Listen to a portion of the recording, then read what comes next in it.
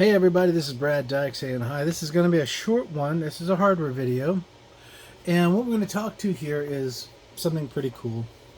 I decided because everybody's just obsessed with making these tiny little boxes that are, they're NAS boxes, right? And they're doing it because they just want to get as small as possible and get it down to something that is innovative and interesting. So I'm going to talk to you the first part of this, and that is, okay, cool, then let's do that. Let's break all the rules. We don't care about bandwidth. We don't care about super high speeds and all that kind of stuff. We're playing with a little bit of fire here. We're working with, NVMe's as well as some other strategies. But the real question is, how can I make this as small as viably possible? So, first I thought, well, let's look at backplanes, right? Well, unfortunately, when you look at backplanes, as you see here is a SAS backplane with a power output to it.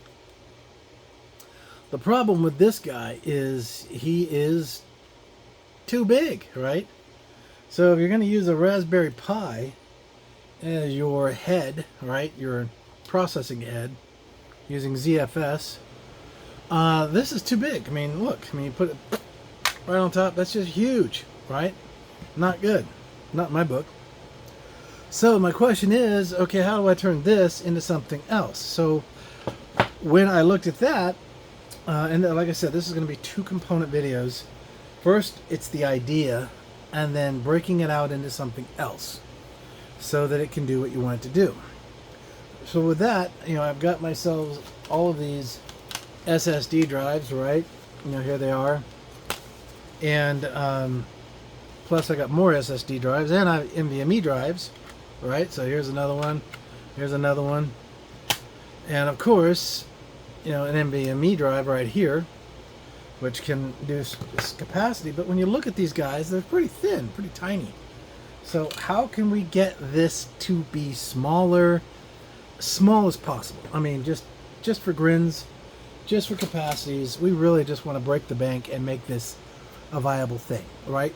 So with that, I have basically some components here I brought to the table, and I'm going to show you what they look like.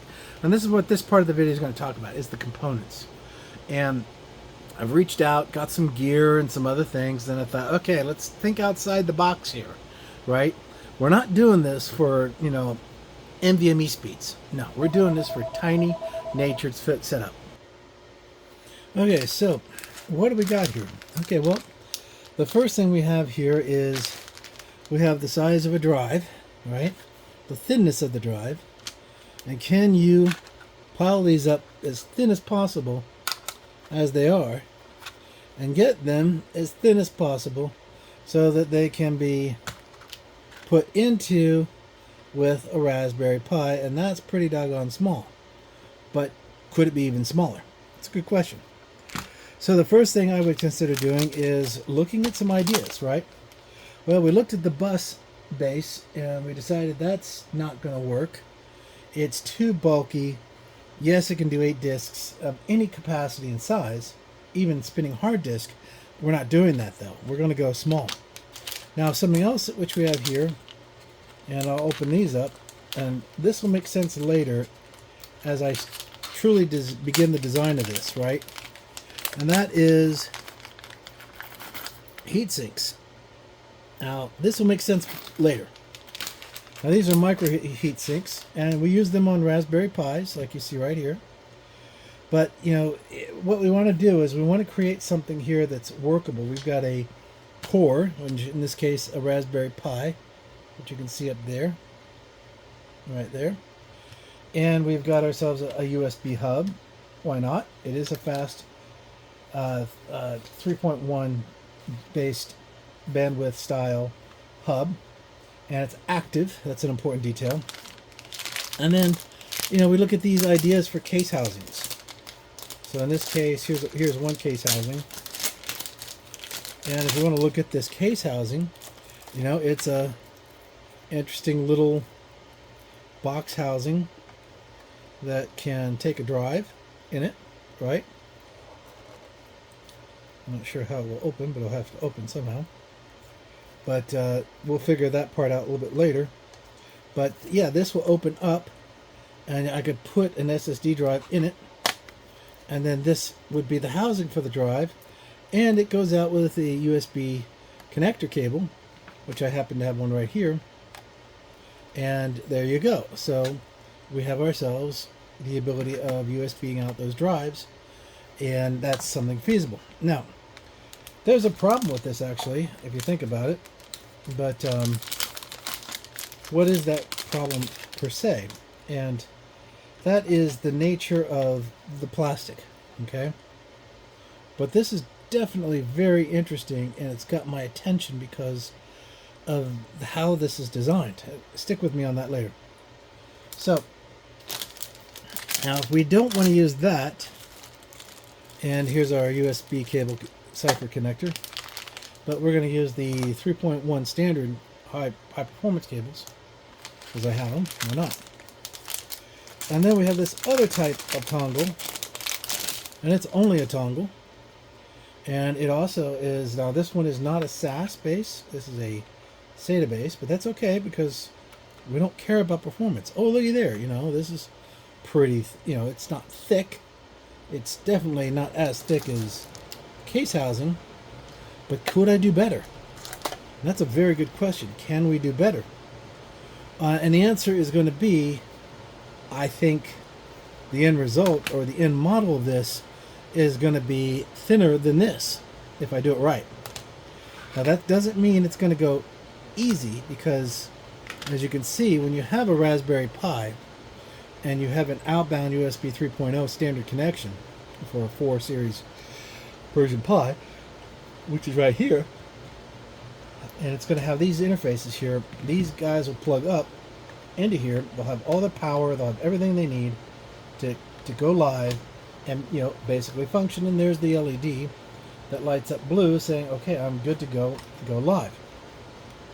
Now I could technically use these guys and NVMe it. Look how small that is. Put that on top of a Pi. That's pretty tiny. Kind of still bulky though, in my opinion. Could I get smaller? Yes, I can.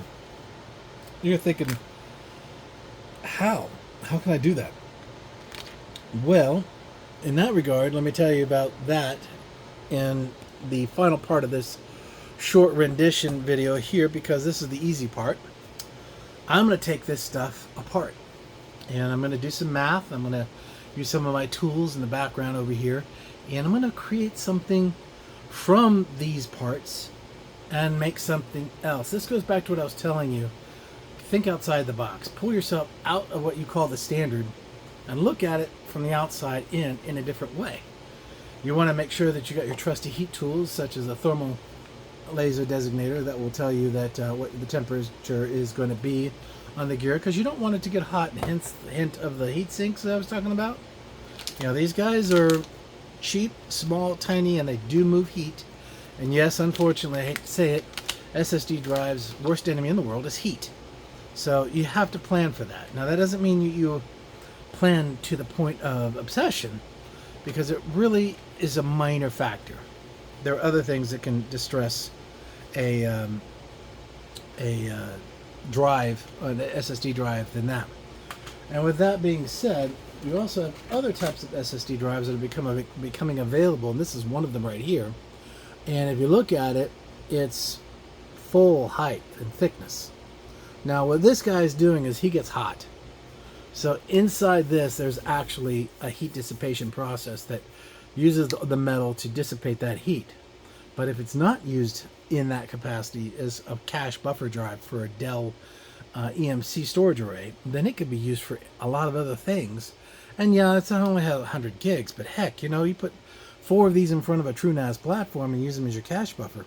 Rock and roll. You know, that's raw high-speed availability that can be dedicated as a cache buffer. But like I said, I'm going to be tearing these things apart, and 2 very important details here on the last part of this particular video is you understand that when you get these kind of items, that they're not cheap, right? And you're going to break them. You might break them. You might do something that says clearly in the warranty don't do. Understand that before you do anything with your gear. I don't promote anyone dismantling or taking apart anything that they're not prepared to address or take the loss on. That's the key thing there to remember. The whole point behind it is, if this gear is still good for you and you're all right with that, and you can go ahead and take the loss of that gear and void the warranty on it, then please feel so, please do. I just peeled the seal off of this, which just made this out of warranty. But I paid $10 for it, so it's okay. And there's a lot of stuff out there that you can get that's like this, that is subcomponents. For instance, the bridge card that you have out there that you'll find in some servers are just circuit boards with eSATA outputs and power and a cable. And they're really tiny, they're really small, and you can put a very small SSD drive on those and you will get everything you want from that. And it's very small formatted. I did a video on that very thing with the Supermicro 5500 chassis, and I use those dotted bridge cards as a wonderful way of taking small SSD cards, putting them in there, and just getting rid of spinning hard drives altogether, for the boot environment, that is. And that it just tremendously reduced my cost and heat, and that was a very important detail to be able to accomplish. But with this being said, what I'm going to do next is I will start pulling this stuff together and taking it apart, cutting it up, breaking it, whatever I got to do to make it work the way I want it to work. And the end result will be something definitely nothing like you expect, I would say. So with that being said, this is Brad Dyke, hoping you guys have a great week. God bless. Keep your DevOps running, keep your operations going, and have some fun in your private home labs. Take care and God bless.